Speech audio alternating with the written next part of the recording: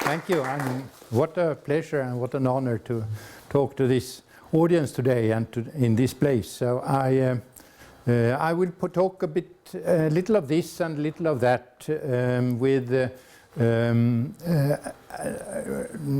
threads to the singing voice, and some of it may be old stuff to you, and some of it is hopefully new stuff, because I pulled some data out for this occasion, and I'm going to try to speak about that also. Yes, making music with voice, the voice as a music instrument. And this is the menu that I will serve you today. I will talk about the instrument, I will talk about the art of getting heard, and I will talk about the expressivity aspects of sung sound. The instrument is, as you know, let me remind you of the process of the function of the human voice. We have a bellows here that compresses air, and that air is forced through a little slit with very mobile structures called the vocal folds.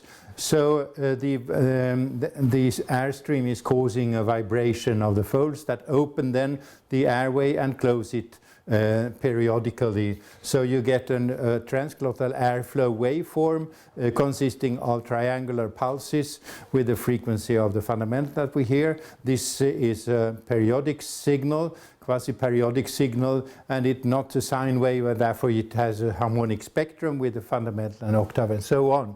All these partials, this chord of partials tries to travel through the vocal tract, which has a frequency curve peaking at resonance frequencies of the vocal tract, and those are called formants because they cause peaks in the irradiated spectrum. So the partial that goes into a formant is going to be strong when it's radiated, and the partial that comes on the skirt of a formant is going to be attenuated on its way from glottis to lips. The voice source is a quite special aspect of voicing. Here you could hear the single partials of a voice source. This is then the same as here, the waveform and the spectrum of the transglottal airflow. If you play the harmonic partials as an arpeggio, you have this.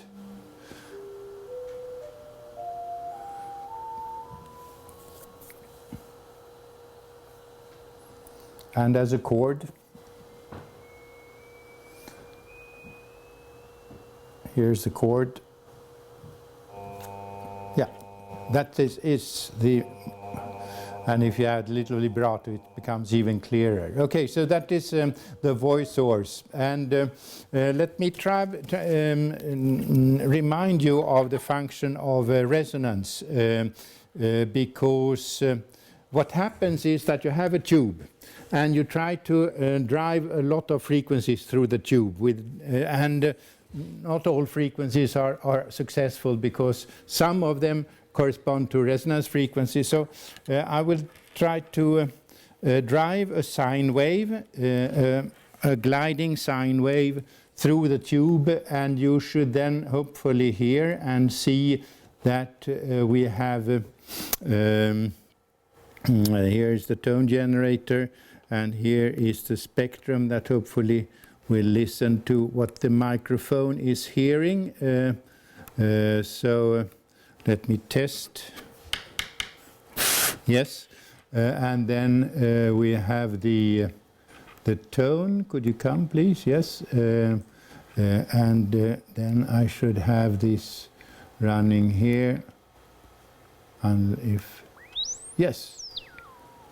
So I attach the sinusoid to, ladies and gentlemen, to the end of the tube, and and then I put the microphone in the other end. So you should see that that some frequency come out very loudly, and some are very weak. So let us look at here's the fundamental that they are having now is a bit high.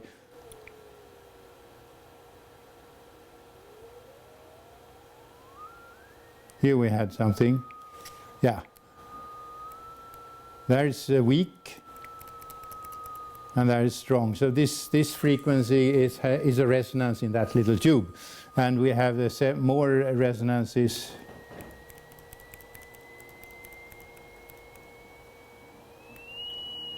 Yeah, you see that there are lots of level variations of this sinusoid depending on the frequencies. There should be one at low frequencies also.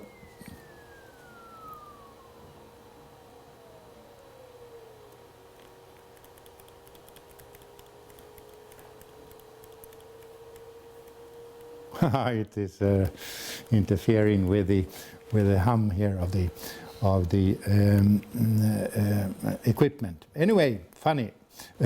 So let me continue, and we tried to drive a sine wave of different frequencies through its tube and observed that it was becoming loud at certain frequencies. So this is what we had.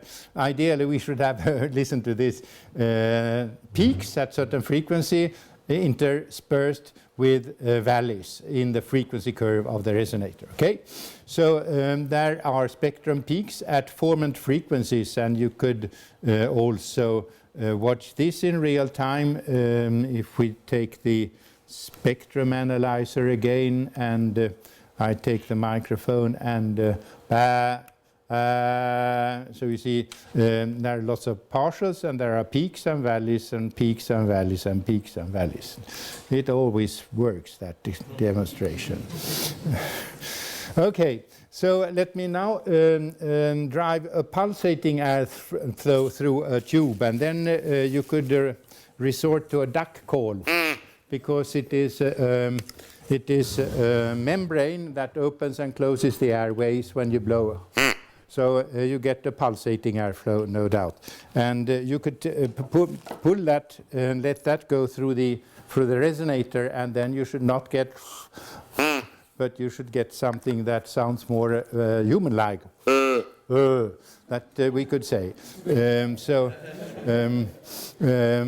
result of processing an airflow with a resonator of the shape of the vocal tract causes us to produce a vowel out track.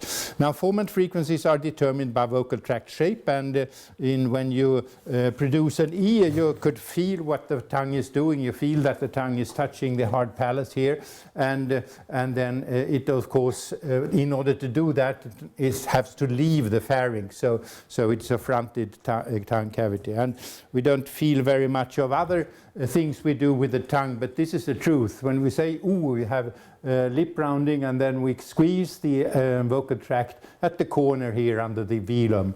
And when we say oh, we squeeze it rather high in the pharynx, and ah, we squeeze it rather low down in the pharynx.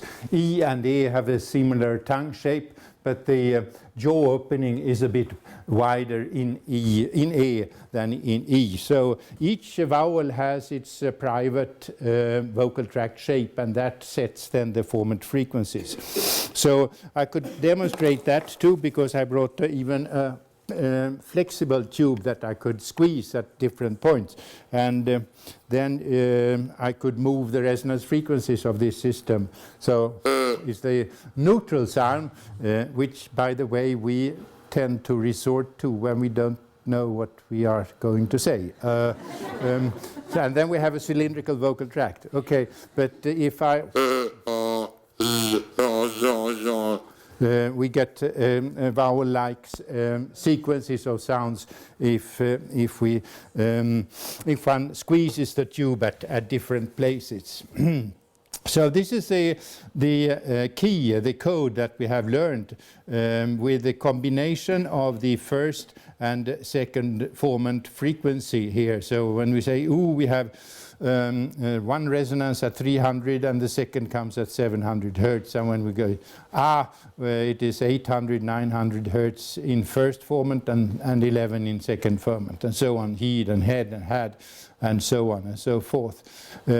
We could make a crusade by means of the MAD singing synthesizer and listen to the various combinations of the first and second formant frequency. So let me go back to the MAD synthesizer, and then we need a better sound reproducing system than the headphones, and it was here. Yes, here we go, and let us sing a lower tone, and I could perhaps offer some. Yes, okay. Thank you. I would now like to suggest that we have a plot of the same type as before, from 0 to about 1100 hertz, and this should go from 500 or something like that to 3000 hertz, something like that. Now I said at 300 hertz, this is first formant frequency, this is second formant frequency. If I go to 300 hertz and 700 hertz, I should get the vowel U, and here is the sound, and this is,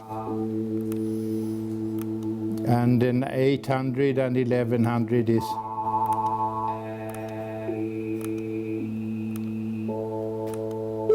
Hoppsan. Formants are not allowed to collide in frequency because that makes a noise. Okay, so that may be sufficient to remind you that by varying the first and second formant frequency, we could produce any vowel that we like. And the articulatory tools that we have at our disposal is everything that could change the shape of the vocal tract. So jaw opening, lip opening are obvious cases, the tongue body shape and the tongue tip and the larynx position.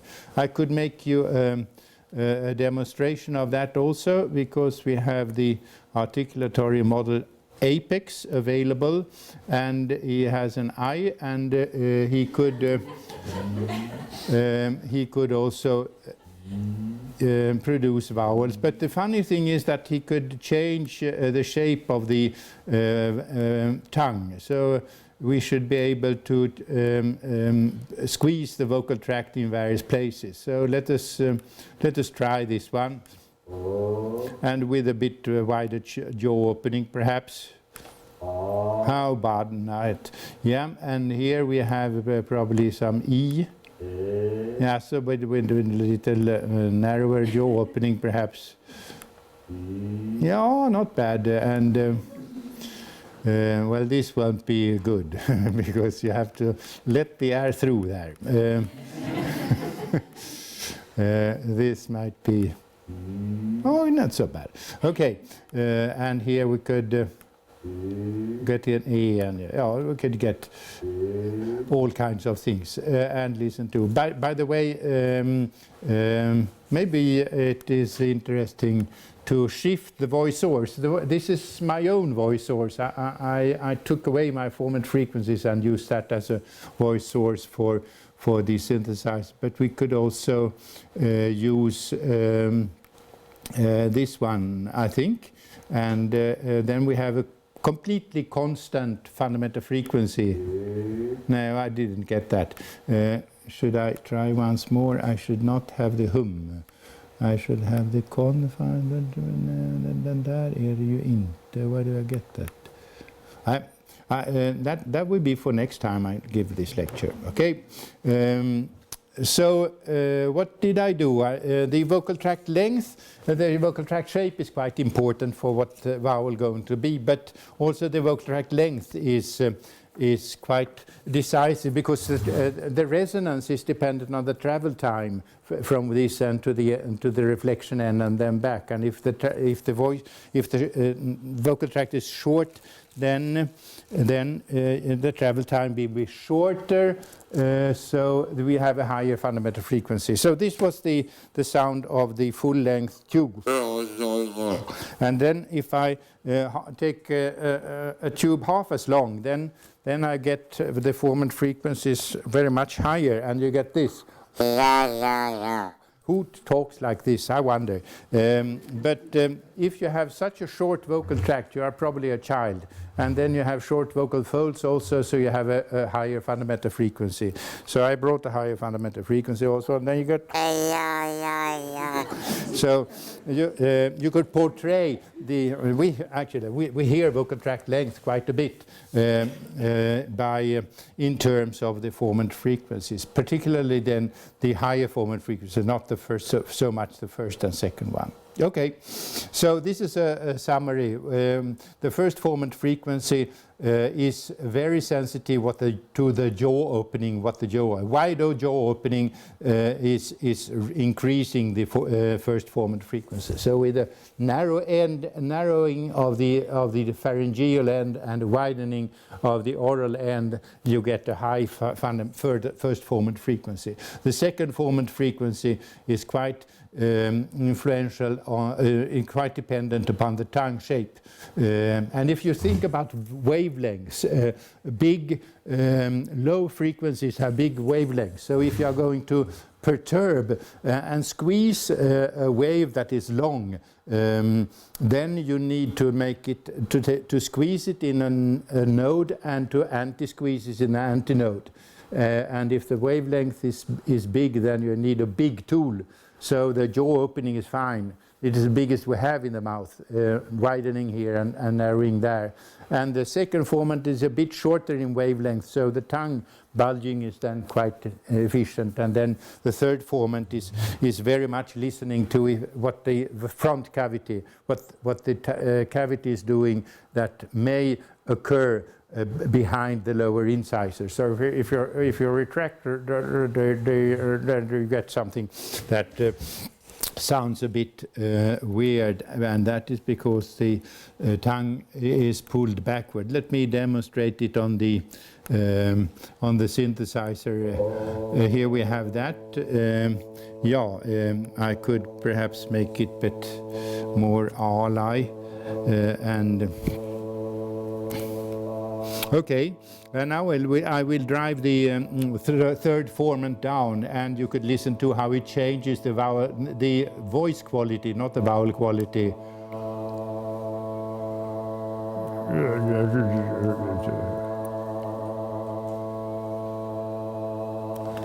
Yes, so many people will talk about placement for this effect. For this formant frequency change within vocal pedagogy. That's a common term for it. Okay, so conclusions: formants are controlled by vocal tract shape, that is by articulation. The first two resonances, the first two formants determine vowel quality, and the higher formants are relevant to the personal voice quality. Now I will turn to the second part, which is the art of getting heard, and I start with ladies who sing at high pitches. If you contemplate this plot a bit, you see that this is the first formant frequency. So this is the frequency of the lowest frequency curve peak, and here we have the pitch ranges of the various voice classifications. So sopranos are, of course, singing at high pitches. They go up to 1,000 hertz, and if you pay them much, they could go to 1,700 hertz. And basses, they content themselves with going from some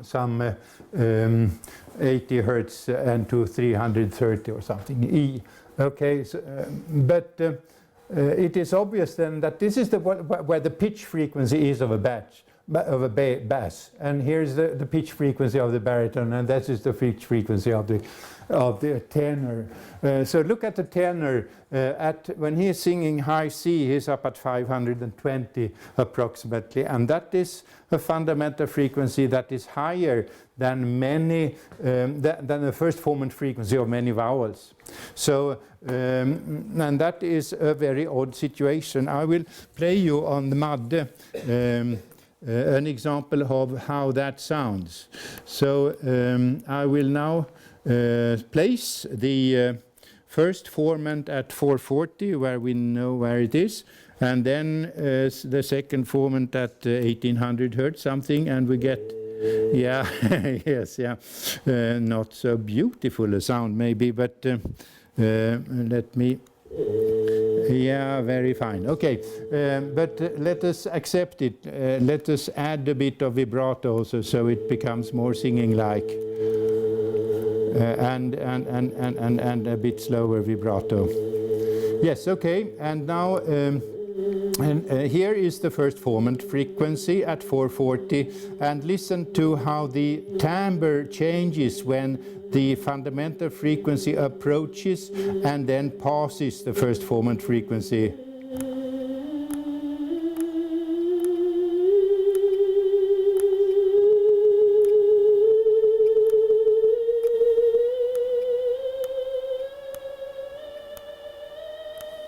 People won't pay for this. They don't like it.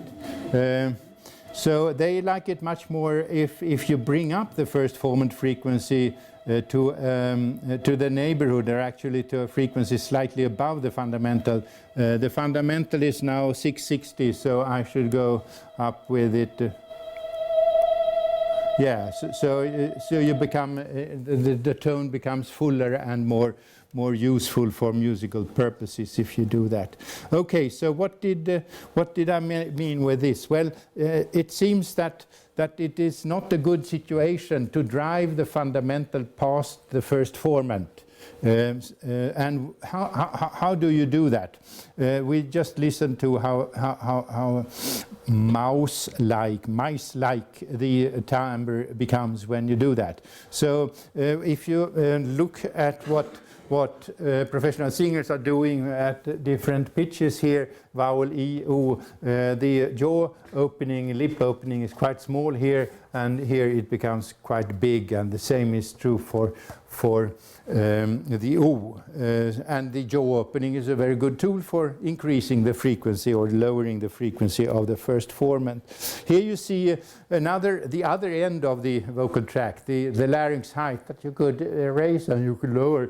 And this is data from a very successful professional soprano singer, larynx height measured for low frequencies to 20, lowered larynx position, and when she comes to the top pitches, she approaches or even passes the resting position. So she starts with the lowered position and then approach the resting position, and sometimes even pass it. But you can't hear this. They hide the timbral sounds of a high larynx, because that is the commonplace. And here's the jaw opening, which also is interesting and makes me, here is the jaw opening, art, spoken, O and E, and here they come in singing, and A keeps the same jaw opening because it has a high first formant frequencies anyway. But the O, E and the O have low first formant frequencies, so she is increasing the jaw opening as pitch goes high. And this means, of course, that if you want to train, this first of all means that if you are a female singer who wants to travel around at high pitches, you need to adapt the shape of the vocal tract to the pitch and to the vowel. And that is not what we do when we speak, because then it's just the vowel that decides the shape of the vocal tract and perhaps the tempo of speaking. So there is a lot of to think of in female singing or in high-pitched singing, but you don't need to bother about that if you have if you practice on a format or on a vowel with a high first formant frequency. So A is nice from that point of view. You don't need to bother about the shaping the resonator so that it fits the vowel and the pitch. Okay, yes. So that was a nice finding. And then I wanted to corroborate that finding with taking a few other voice classifications, such as mezzo-sopranos and altos and baritones. So we made magnetometric measurements of the jaw opening as function of pitch. And the scale, the abscissa here represents the frequency separation between the first formant and the pitch frequency. Okay, so here they are identical. Here the distance is 0. So what happens here? Well, you see in the vowel R, most of them start to widen the jaw opening when they come to this crossover point. But they don't do it when they sang the vowel E, which was quite interesting. So why don't they do that? I met a nice soprano who was willing to sing to a magnetic resonance tube, and she sang a triad pattern on different vowels, so I could see what she was doing with her jaw opening and with her tongue height. So I measured this distance and plotted it as function of the fundamental frequency. And here you see a rather complex picture, but this is simple. This is the pitch frequency. So she's shifted from pitch to pitch according to the blue line.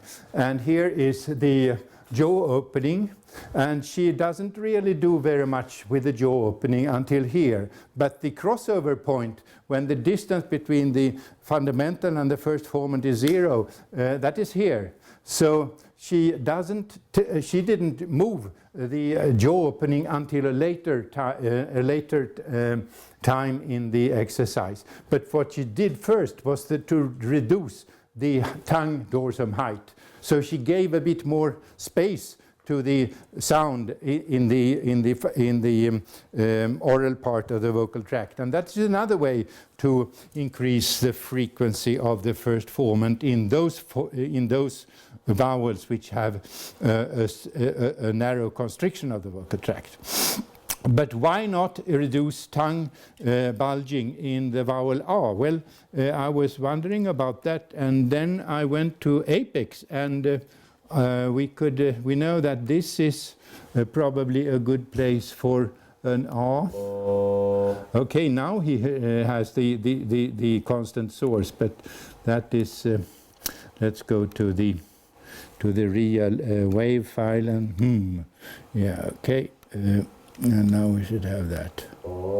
Yes, and we could perhaps increase the vowel, the jaw opening a bit. Now I could reduce the squeezing here of the tongue by making the tongue a bit more neutral. And instead of this vowel, we then get this vowel. So you get the wrong vowel.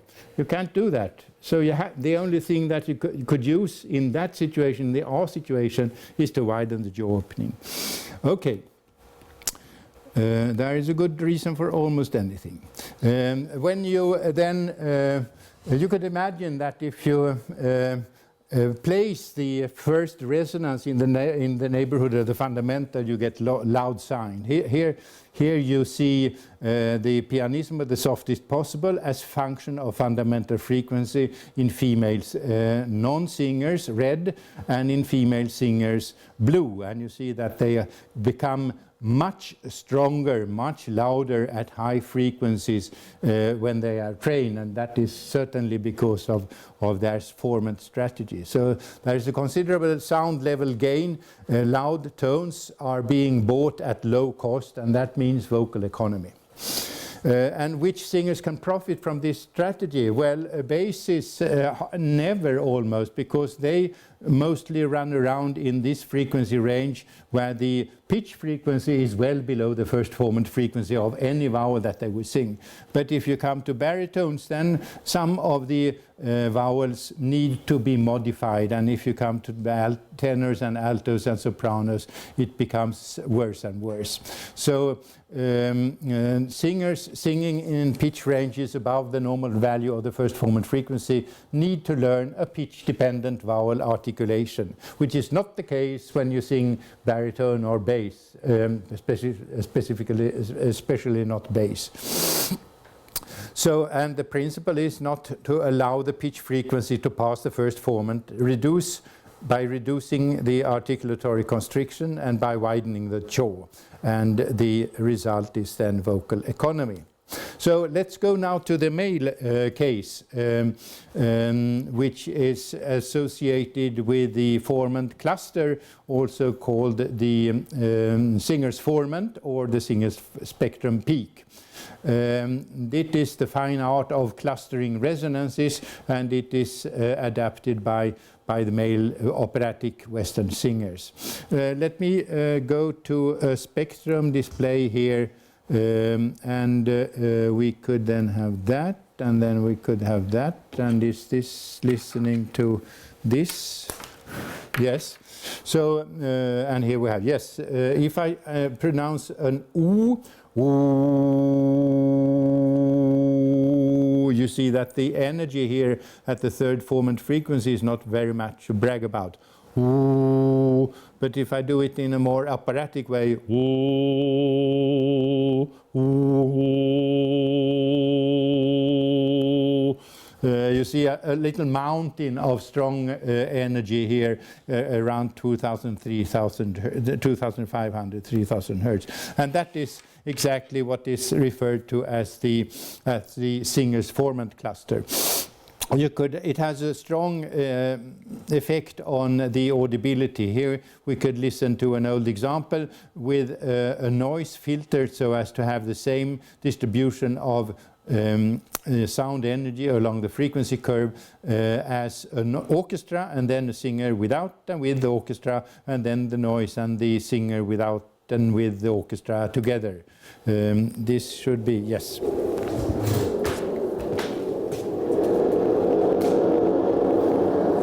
So here we are.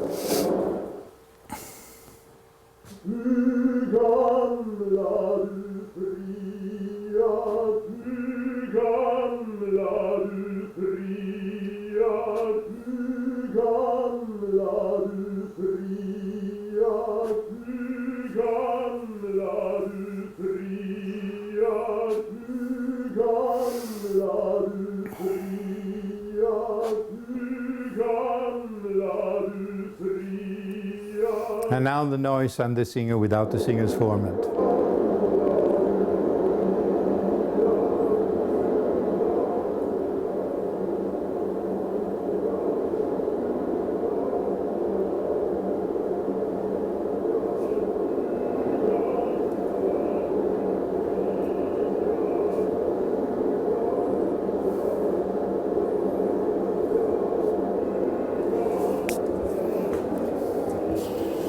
So it's not surprising really that you get this effect because the singer's formant cluster brings out partials that are very loud in a frequency range, but the competition is not so difficult with the orchestra. This won't work in China, by the way, because there the orchestra has a long time spectrum that goes the other way like that. So they have no benefit of singing with the singer's formant for that reason. Okay, production of the singer's formant is by clustering the formants number 3, 4, 5, and you also need a good voice source, of course, that produces overtones and not noise at these high frequencies. And you could get the formant frequency combination and a good voice source by training and by having a wide pharynx and a lower larynx most of the cases. Formants generate spectrum peaks, and their levels are determined by their frequencies. And maybe I could make a demonstration of that. So yeah, I think so. Yes, I would like to suggest that you look at the level of the third formant here, this part of the spectrum, and I will now change the frequency of the second formant so that it gets close here and that it gets far away from it. And you will note that it has a strong effect on the level of the third formant. So you could say that formants are like bodies. When they come close, they get strength, and when they go apart, they lose strength, if you want. So let's see.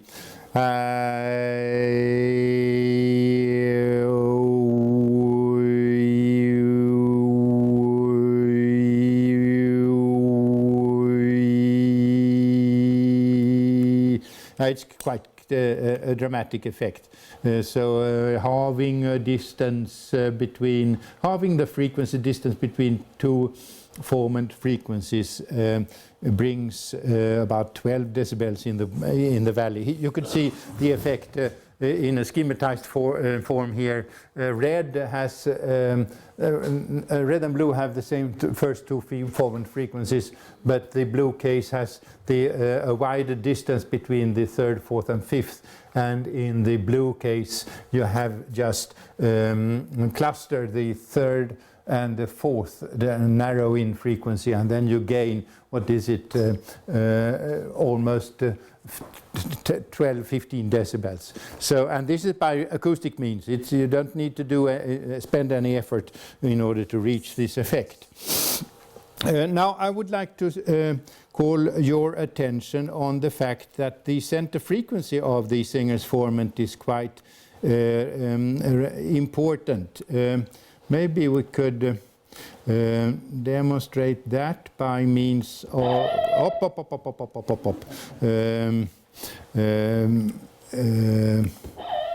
yes. Okay, I will now cluster the third, fourth, and fifth formants so that they come close, and we get the singer's formant.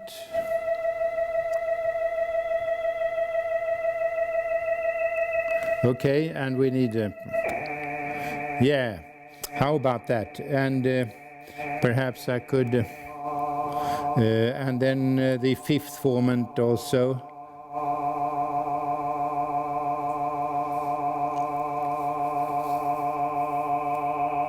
Okay, yes. So what I was going to tell is that we have a different voice timbre depending on the center frequency of this formant cluster. So I will now increase the formant cluster center frequency by 200 Hertz.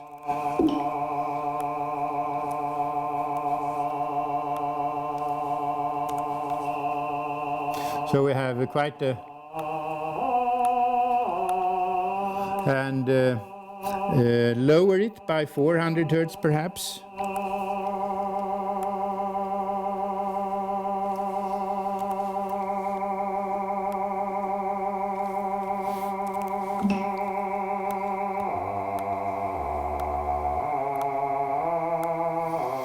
Okay, so here it has quite a dramatic effect on the voice timbre, I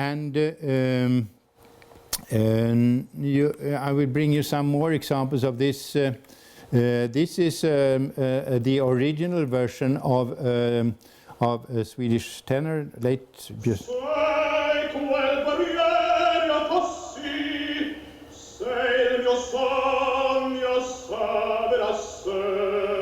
Jussi Björling, and here I pull down his third formant frequency by 300 Hertz.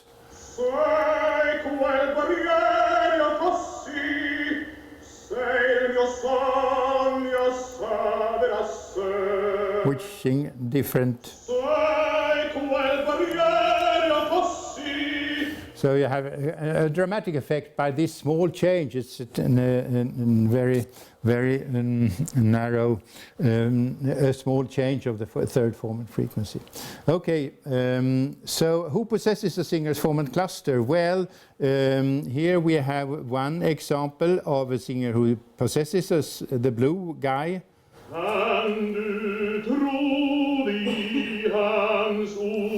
And here we have a musical theater singer.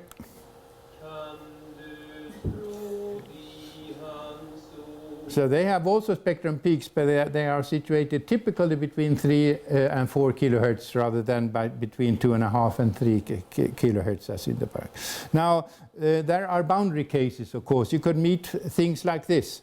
And there is a classical discussion or a classical error among voice scientists, because they say that I see a peak at 2,500 Hertz, and that means it's a singer's formant cluster.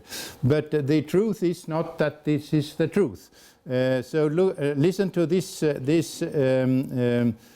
sound.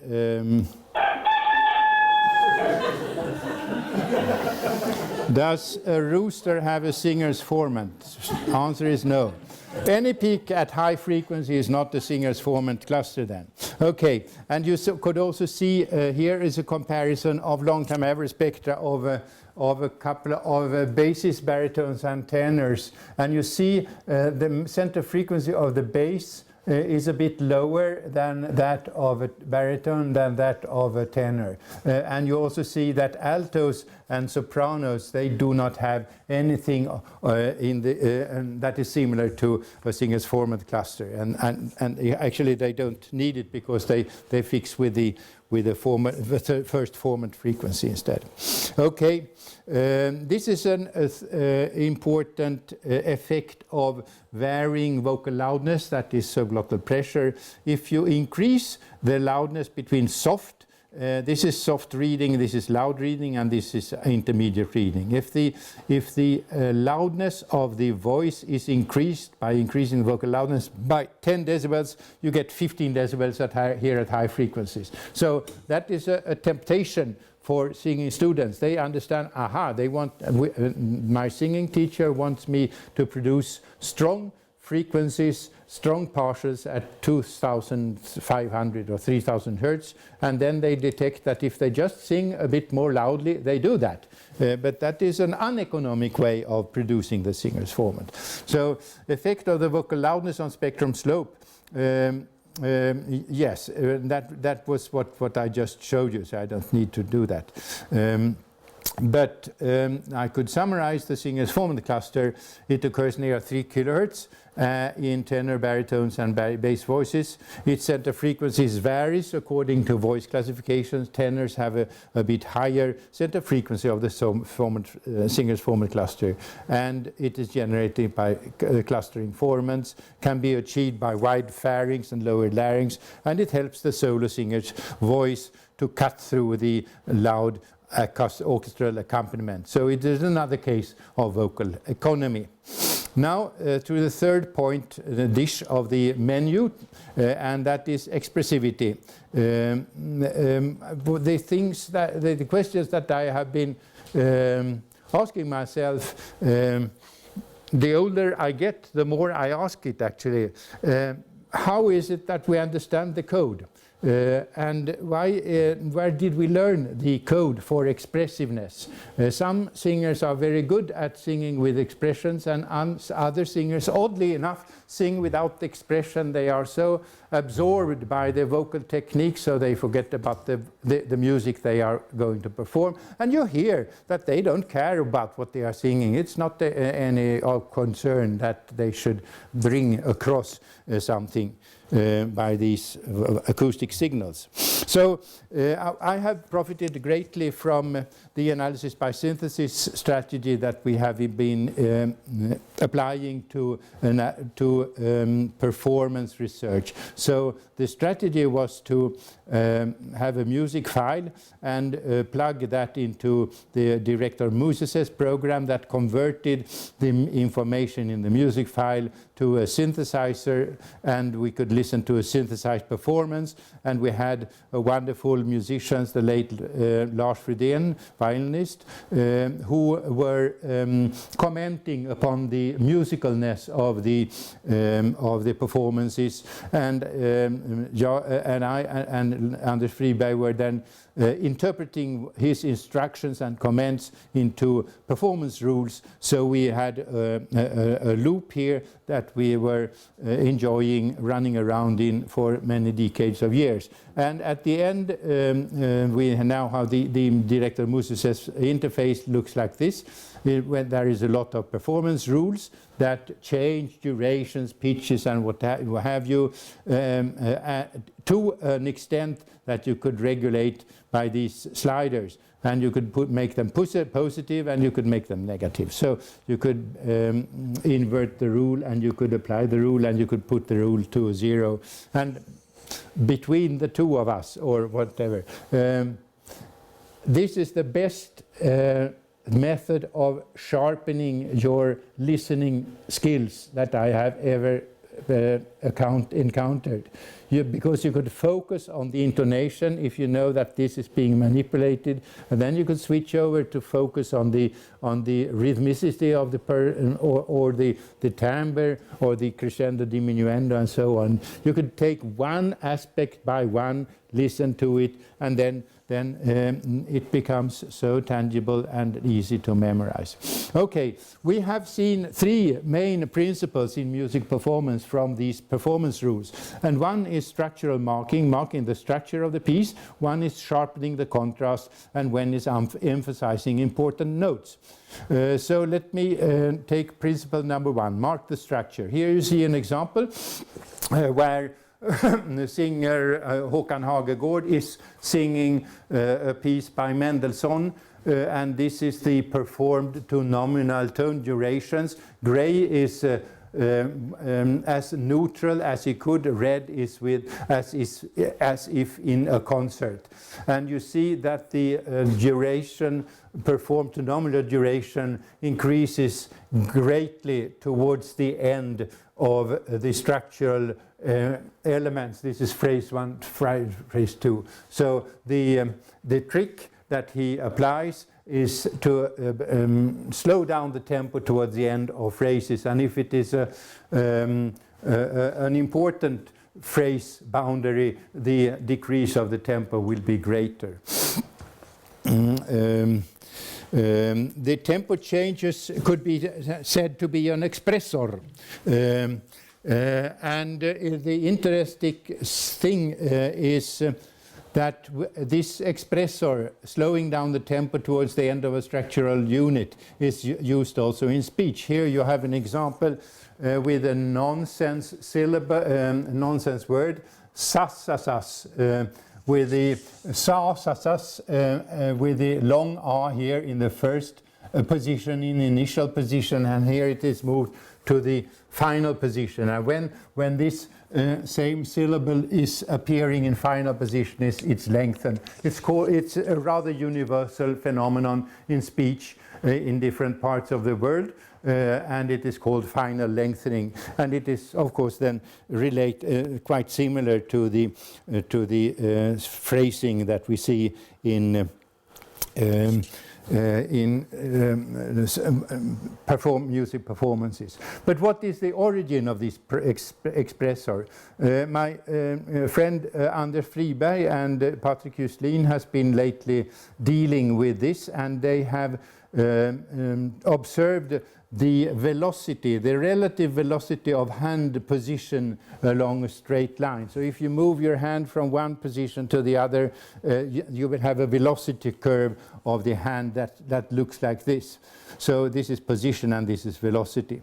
And of course it is very simple then to change the relative velocity to relative tempo and say that that is probably the way it will work.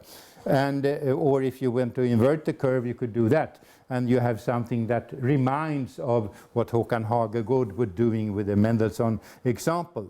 And you could also do as Håkan Hagegård did, namely to apply it at different levels. This is the sub-phrases, and this is a phrase, and then if you superimpose the tempo changes reflecting the sub-phrases with the tempo change reflecting the phrase, then you get this kind of a tempo curve. And I compared here the tempo curve for the first two sub-phrases, the three first sub-phrases in Hagegård's version of the Mendelssohn example with the hand movement, and you get something that is rather similar. So it is tempting to speculate that we understand the code of the tempo change code because we recognize the similarity with velocity in movement, in human movement, and it means start here, stop there, and that is the message that comes across. That needs to be proven. Here's another example an older one where we, Vivarillo and I, were measuring the mean retardando in pieces, in motoric pieces. So it followed a curve like that. And then we rented a few dancers and asked them to stop running, and we got the red curve here. So the slowing down of the velocity towards the end of a running period, they were running and they were supposed to stop there, and we checked the step frequency and we checked their velocity, and we got the same curve as the retardando curve. So again, it is a kind of tempting to speculate that the retardando is another case of iconic message. The shape of the tempo change reminds us of something that we are quite familiar with. So do we understand tempo change expressors because they allude to experience of movement? Now, the next one is an example of principle number 2, namely to sharpen contrast. And there are lots of contrasts in music structure, of course, but we take the case of pitch here. I don't know if I have these examples, but one of the performance rules says that the sharper the sharper.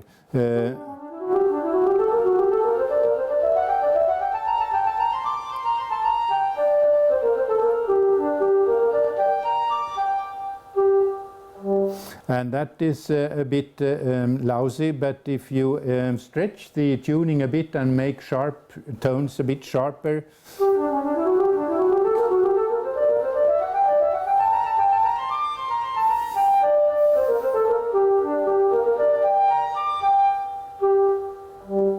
okay, that works, and if you invert it, it doesn't work at all.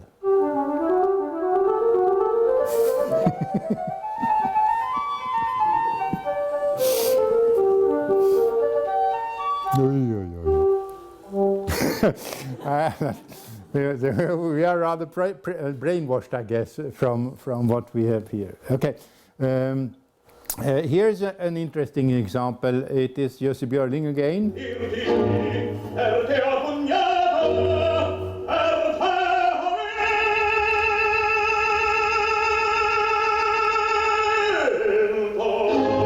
I convinced Madde to repeat Jussi Björling's peak note in this, so I could fix the intonation, and this is how it sounds with Madde singing this tone.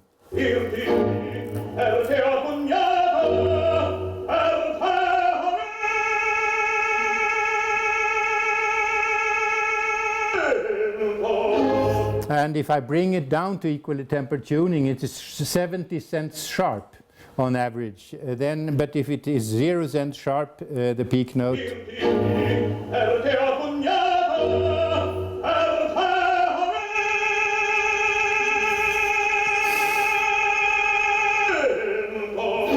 So the informal listening experience says that people say that it's not the same expression anymore. It has changed the expressive effect. I looked at also at some other singers. This is an example by Nikolai Gedda.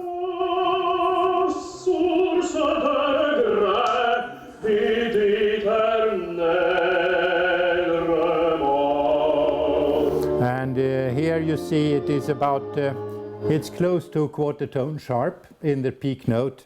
And here you see another case from Jussi Björling where he starts right on the spot, and then as the tone goes along he sharpens the pitch and ends up with about 60 cents sharp.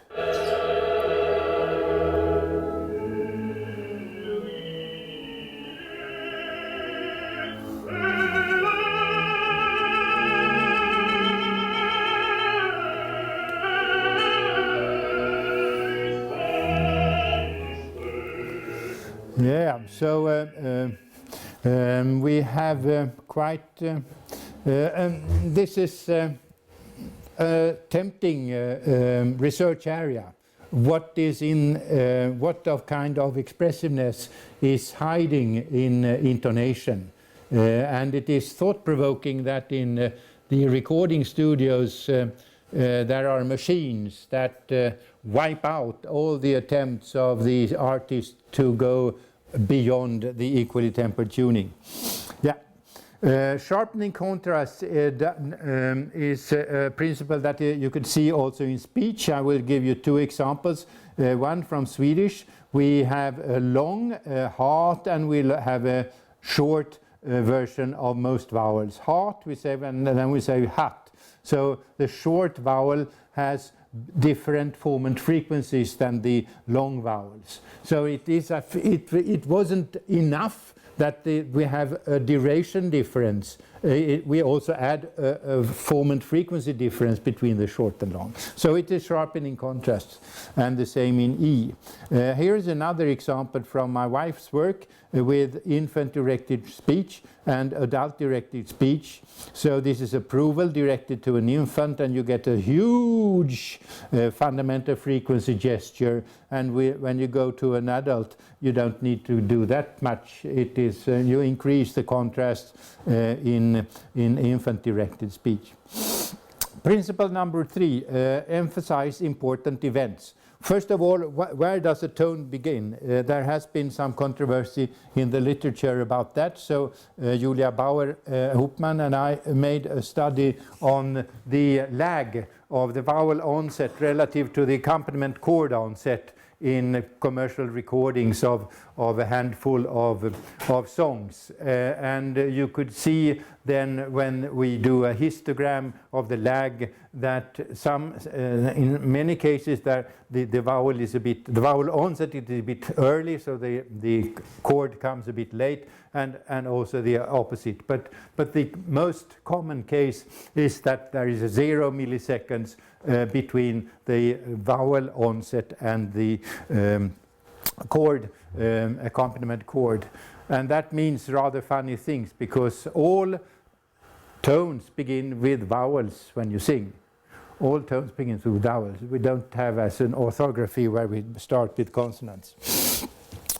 Okay, so another expressor in singing is the timing of the tone onset, that is the tone duration. And here you could see an example taken from Hagegård's material. The task was again to have him sing a bunch of song excerpts as neutrally as he could, and then as in a concert. Okay, and then we compared what the tone durations were in his versions. You could listen to what he did with this Schumann example.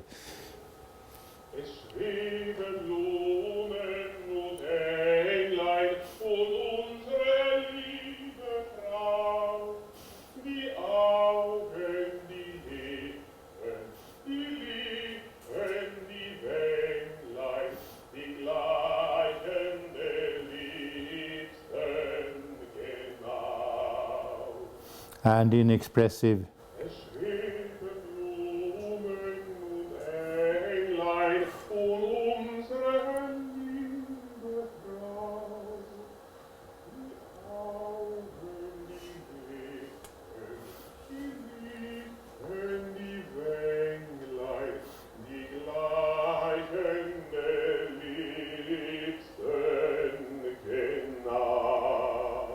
So you note that he makes some lengthenings here. And these lengthenings occur in very thought-provoking places. Unsere Liebe. This is an unstressed syllable. And here comes a stressed syllable. He doesn't lengthen the stressed syllable, but the upbeat to the stress. The same is true here, and the same is true here. So you could call this a case of emphasis by delayed arrival, because now it comes, and that's also a method of emphasis. And how could we understand this? Well, I asked a professional actor to pronounce the same phrase several times, first neutrally, and then with the stress on the first word, on the second word, and the third word. På tisdag ska han städa. On Tuesday he should tidy. Okay, here is what she did. På tisdag ska han städa. På tisdag ska han städa. På tisdag ska han städa. På tisdag ska han städa. And here again you see the lengthening of the upbeat to the stressed syllable. So the emphasis by delayed arrival we have experienced also in speech. Amplitude of fundamental, finally. Now let us see. I will ask you to listen to an example here that I will generate on Madde. I did this yesterday also. Do we have a nice vowel here? Yeah, it was a little bass. But we can, yeah, listen to how the bass sounds if I increase the amplitude of the fundamental like this.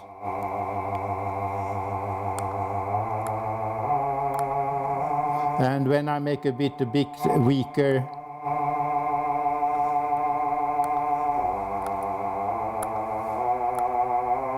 and stronger. And if I go up to higher frequency,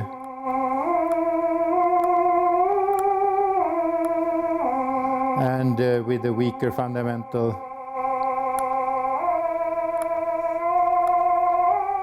we need to meet more fundamental there. So this is interesting. The fundamental is a sort of free variable. You could access this by means of how much you compress your vocal folds. So if we have three main knobs in order to control the voice source. One is the subglottal pressure that controls vocal loudness, and that is the pressure, air pressure in the lungs. Then we have vocal fold length and tension. Of course, we stretch the vocal folds in order to get higher pitches, and then we have this glottal adduction that you could that switches your phonation type. So you could go from breath phonation and over to breathy phonation.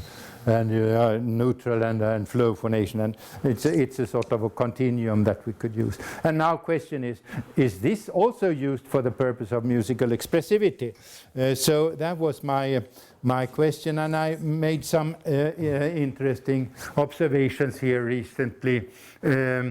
Hagegård were performing a group of agitated songs like Mein Vater, and then some Überall Biebfellis Ruhe, very peaceful things. So, and you would expect then perhaps a difference in the amplitude of the fundamental. The long time average spectrum shows the average level of the partials in the song. So here, this is the range of the fundamental in this Ich denke dein song, and you see the red, which is expressive, is much stronger than it was in gray, which is the neutral. And you see similar observations in the other songs here that I pulled out of the computer. And what happens, and that is the peaceful, and in the agitated, there is not a very great difference. But if there is a difference, it tends to go the other way, so that the red one, the expressive one, is a bit softer in the amplitude of the fundamental. So it is then, of course, interesting to see what do we do in speech when we are agitated and when we are peaceful. And I got from Klaus Scherer 2 examples. I don't know if this, it's so soft I can't hear it, but this you can sure. Okay.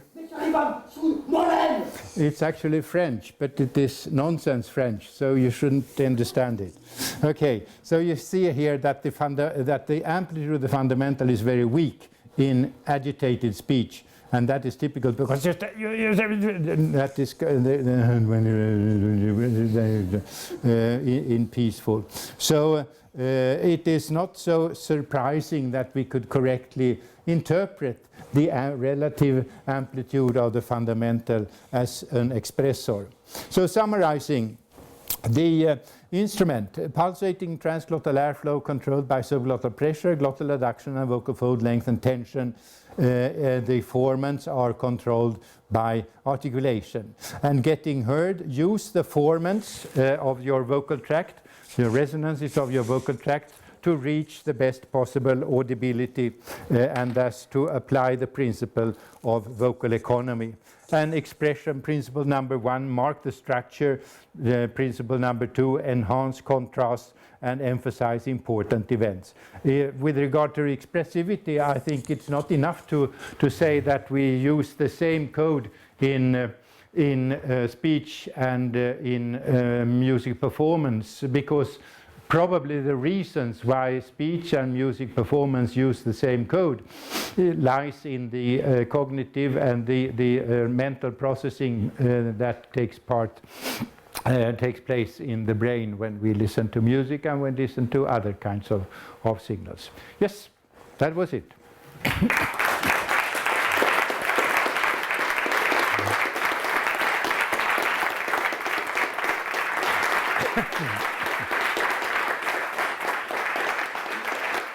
Thank you so much. Good, Darian.